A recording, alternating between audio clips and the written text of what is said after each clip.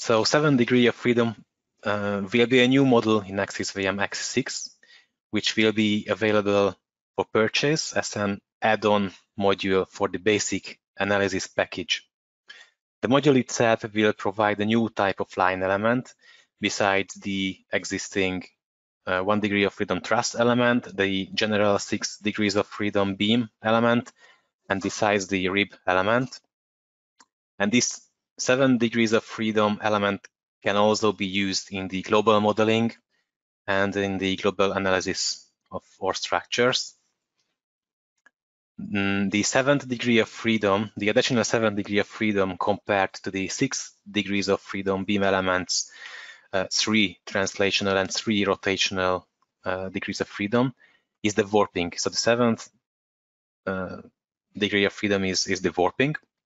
And this will bring a new internal force beside the existing 3 orthogonal internal forces: normal force, shear force, and the torsion and the flexural moments.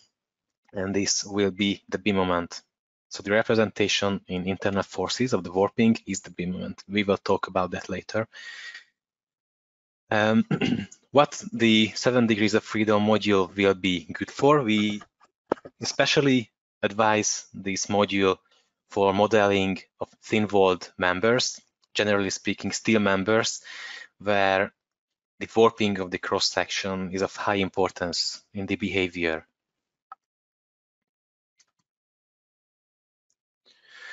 Let's take a look on the overview of what warping and how it occurs. So warping occurs when the twisting of a member results in the cross-sections out of plane distortion along the direction of the member's longitudinal axis.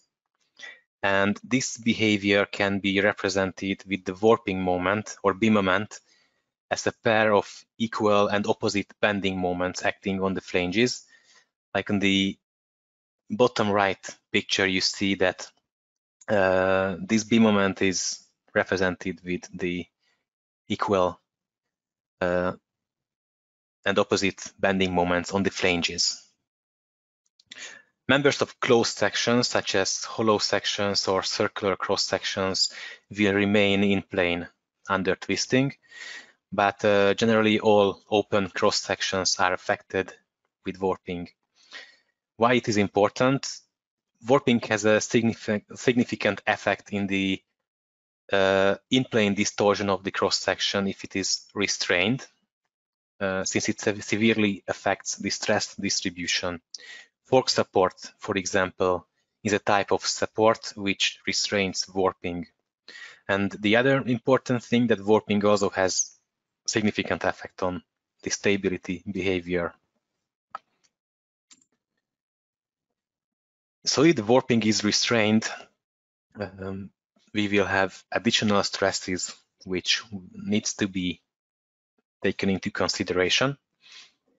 And how restrained warping affects stresses in a member is shown on this example, where we have a beam.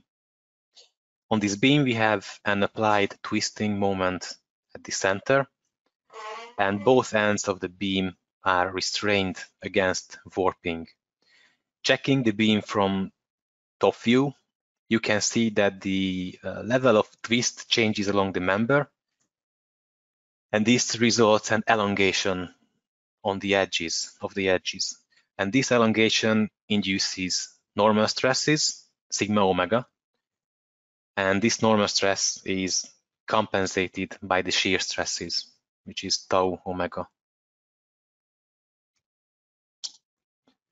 The other important effect is in backlink analysis, especially in case of steel members, because steel members are usually relatively slender, and they can undergo various modes of global stability failures, such as flexural, torsional, lateral-torsional buckling, or any interactions of these, since the global buckling forms are most often not pure failure modes.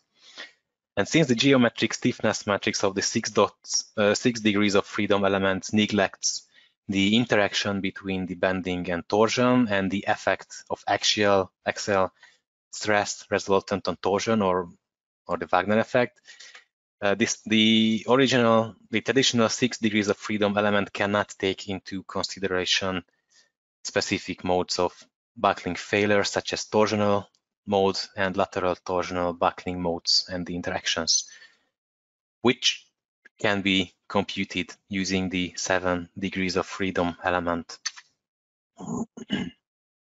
Another thing we will touch is the end releases.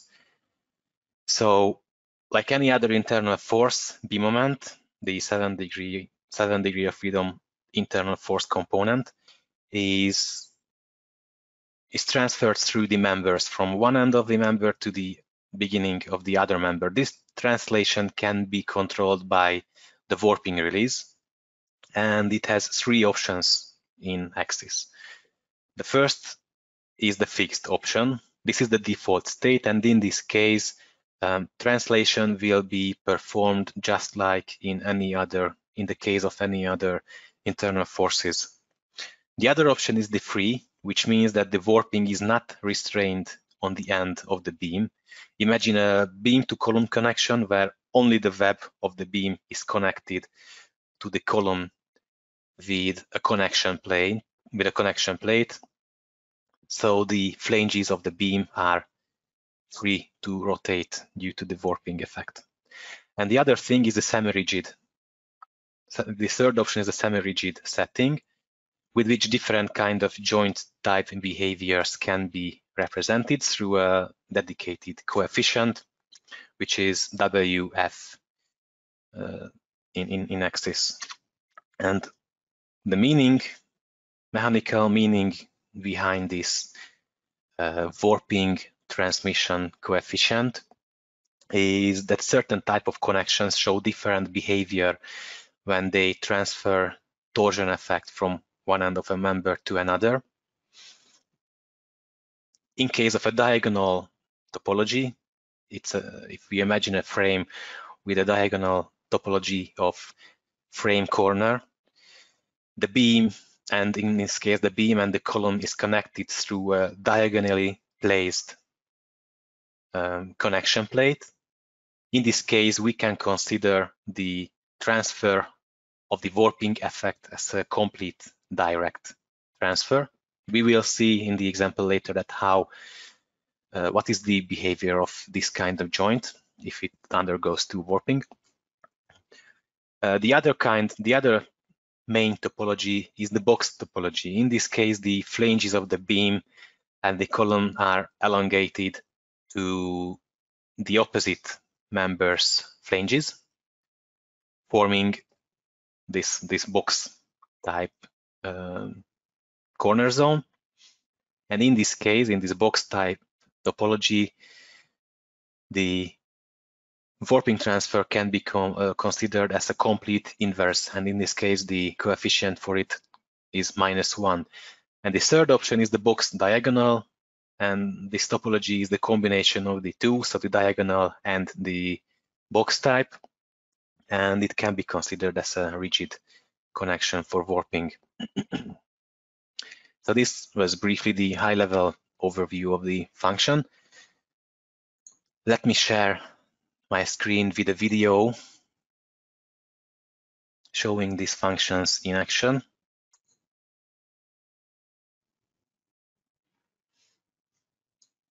Okay, so hopefully you are able to see my screen now.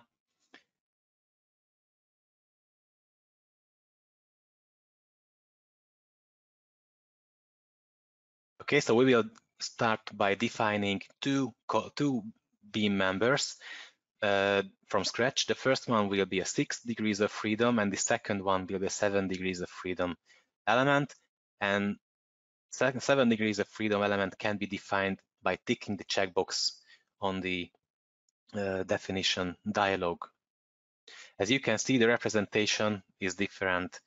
In case of 7 degrees of freedom beam element, the logical axis of the beam is highlighted with a blue line. And as you saw, existing members can be changed to behave as a 7 degrees of freedom element anytime by using the line element modification dialog, so they can be changed on the fly.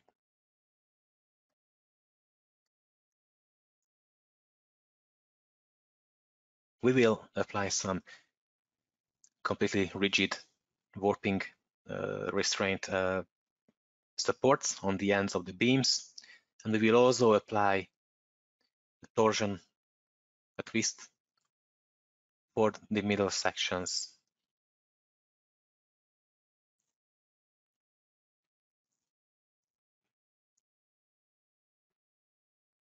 We will generate a mesh by dividing the members to 10 parts, and then we will perform the linear analysis, and we will check the results. So after running the linear analysis, warping will appear with added displacements. And as you can see, the rotation has a quadratic function. And if we check the same for the 6 degrees of freedom, we will see that the rotation is present, but we of course don't have the warping display, the warping result. Stresses will also differ. Oh, sorry, this is the bimoment. So at the middle section, the bimoment has the maximum value, and it degrades as we go to the ends of the beam. Stresses will also differ. In case of 7 degrees of freedom member, normal forces are present, both for minimum and maximum values due to the warping. And also we will have the shear stresses changes, and of course the von Mises stresses. If we check that how these additional stresses are taken into consideration during the design phase, we have to define the design parameters for our members. We will check an elastic design, and we will check the utilizations, the critical utilizations for the member. Yes, we will receive a warning message saying that for I, U, and asymmetric I profiles, the effect of warping torsion is taken into account only for the 7 degrees of freedom beams with a class 4 section. So in case of 6 degrees of freedom, this will be neglected.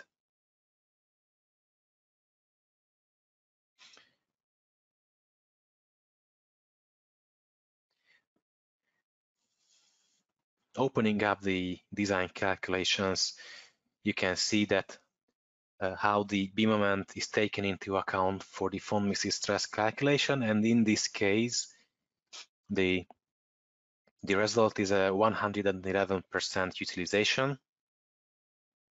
You can see that the effect of bimoment is calculated and taken into consideration when calculating the von Mises stress here.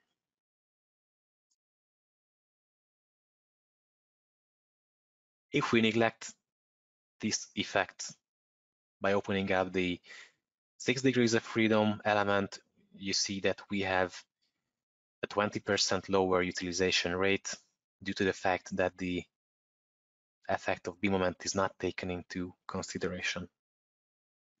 Next, we will go to the Backlink behavior in case of simple column models.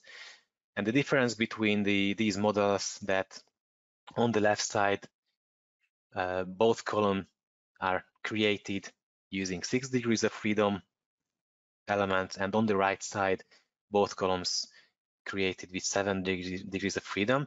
On the upper, the two upper columns are only compressed, and the lower ones have a bending moment on them.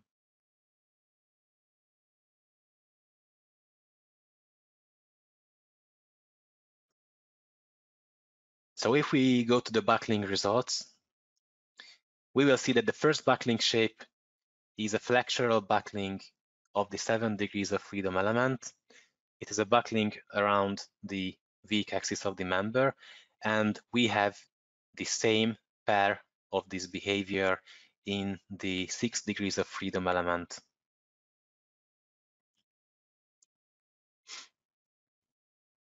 If we're moving on to the next backlink shape,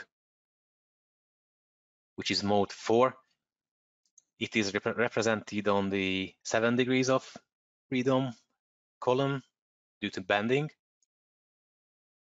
And as you can see, it is a lateral torsional backlink mode of the column, and this backlink shape is not represented on the 7 degrees of freedom pair of this model. So as you can see, the section have a torsion effect on it while moving laterally. Moving on to the next backlink shape, it is again a torsional backlink mode, lateral torsional backlink mode with a different overall shape, again on the 7 degrees of freedom column. This is again not represented on the 6 degrees of freedom pair of it. Moving on to the next backlink mode, it is a torsional backlink mode due to compression. This shape is also not represented in the 6 degrees of freedom column due to compression. The next is a flexural backlink mode around the weak axis on the 6 degrees of freedom. This backlink shape of course has its pair on the 7 degrees of freedom column. So this is the same with the exactly same elastic critical load factor. Moving on, we have the 10th mode as it seems to be a flexural mode, but it has a torsional effect on it on the 7 degrees of freedom moment model. And then at the mode 12, we have the flexural backlink mode around the strong axis. This backlink mode is represented as well on the 6 degrees of freedom model.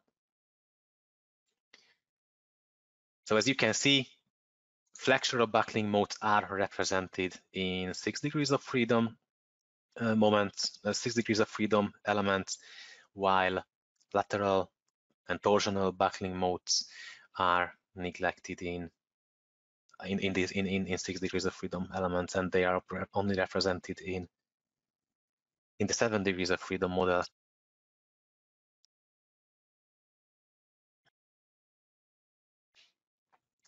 Yes, so we will move on.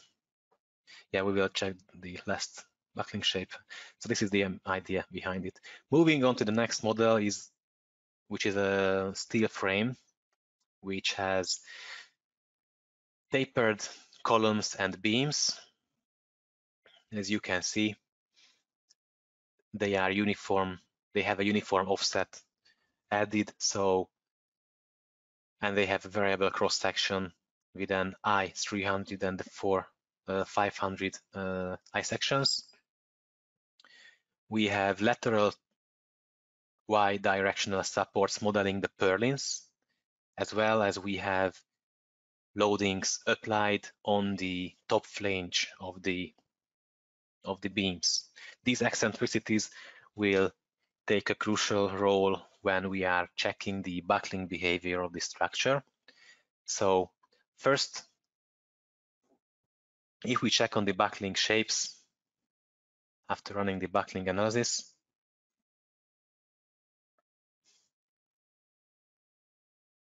we can investigate the effect of our support condition, the effect of our supports. So as you can see, we have an elastic critical load factor of 1.1. Basically, this is the elastic critical load factor, and it means that this load level means that on this load level, our structure will have this kind of stability failure. And of course, if this number is lower, the situation is more dangerous. So the lower the number, the more dangerous the situation is. As you can see, this first backlink shape is a lateral torsional backlink of the beams and columns as well. So the critical parts of the model are currently the columns and the beams. So if we want to introduce modifications on our supporting system of the model, we will have to deal somehow with the beams and the columns. If we check higher elastic critical load factors, we will see similar behavior. So the columns and the beams will still be the critical members. So how we can prevent this behavior? This is what we are going to do next. We will introduce a support at the column, on the column. We will place a y-directional support both on the inner and on the outer flanges of the column. And by this, we will prevent the rotation of the column. And we will see that how this support will change the buckling stability behavior of our frame.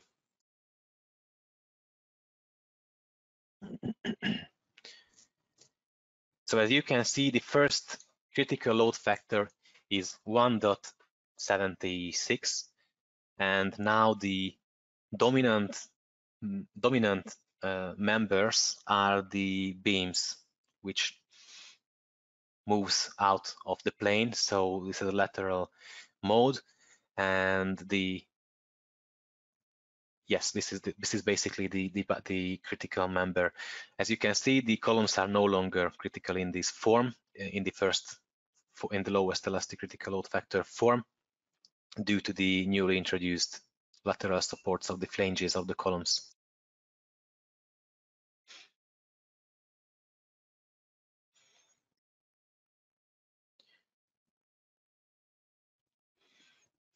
Checking the rest of the backlink shapes will show similar behavior.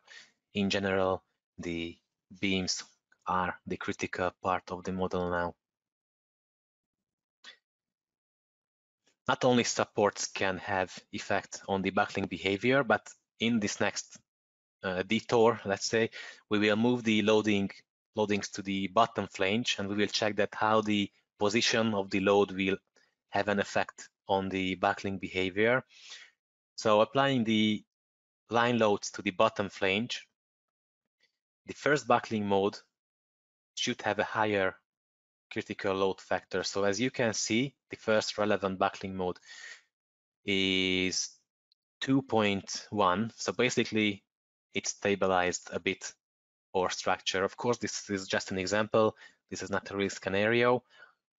What we will do, what we can do in reality, we will introduce even more lateral supports to the beam, namely lower flange supports to the beam. As you can see, on the tapered sections, we will apply these lateral supports in Y direction. And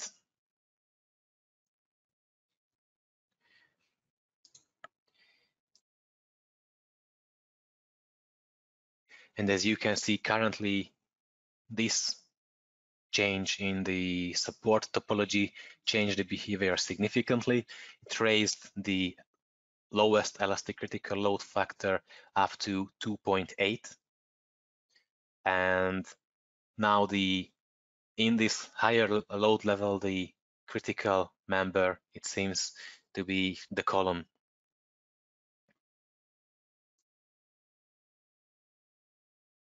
So this way, this was an example of how realistic modeling can have to get a clearer picture of the stability behavior of our structure.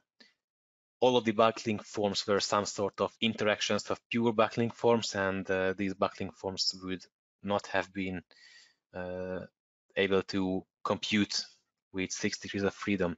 Moving on to the warping transfer. The warping analysis can be controlled through the beam detailing dialog, and as you can see, we have an EW end release introduced in the new version of Axis, where we have fixed, free, or semi-rigid settings. If we are going with the fixed setting, warping, just like for example bending moments and any other internal forces, will be translated through from one end of the beam to the other. If we apply a free setting,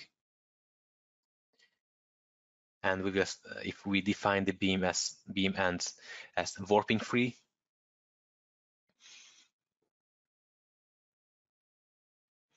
that would mean that warping will not be transferred through the columns, and this is what you see on the results in a moment.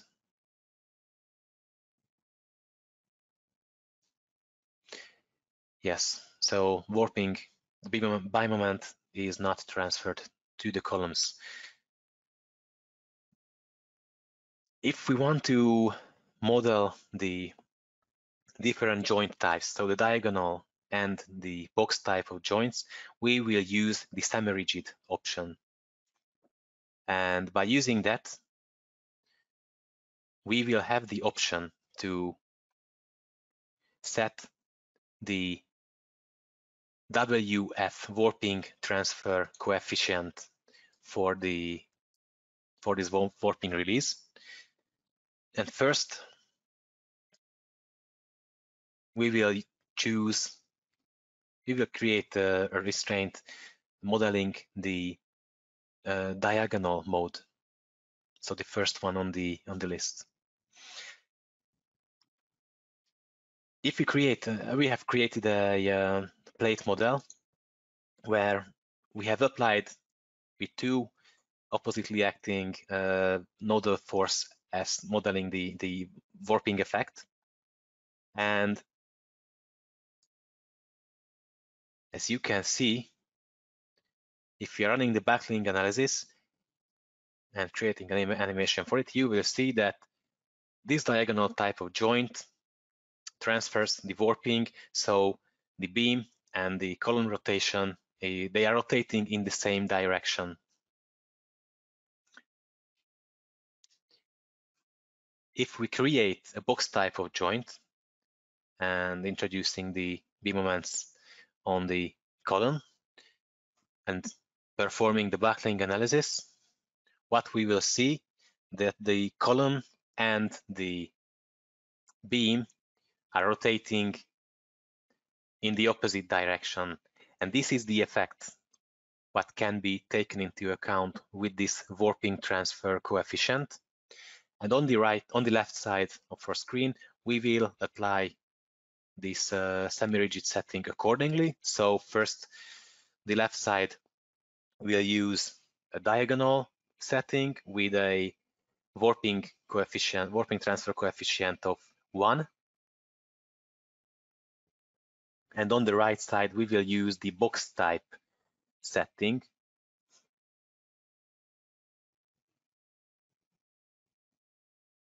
by setting the warping transmission coefficient to -1. So choosing semi-rigid, going into the constraint settings, and setting the warping transfer coefficient to -1. As you can see, the transfer of bimoment is changed accordingly, so the signs are changed accordingly to these settings.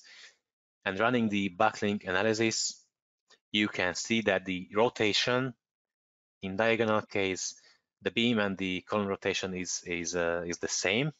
This direction is the same, while on the box type, they are rotating in the different directions. So this is how you can take into account this type of joint topologies.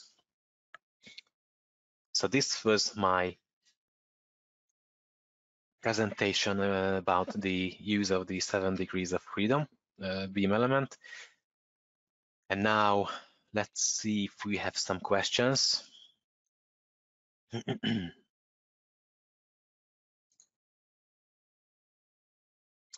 Okay, I see no new questions currently.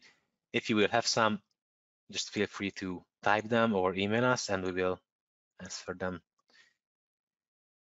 to our best. Now I will hand over the presentation role to my colleague, Gábor Lengyel, and he will introduce the CFD module introduced in AxisVM X6.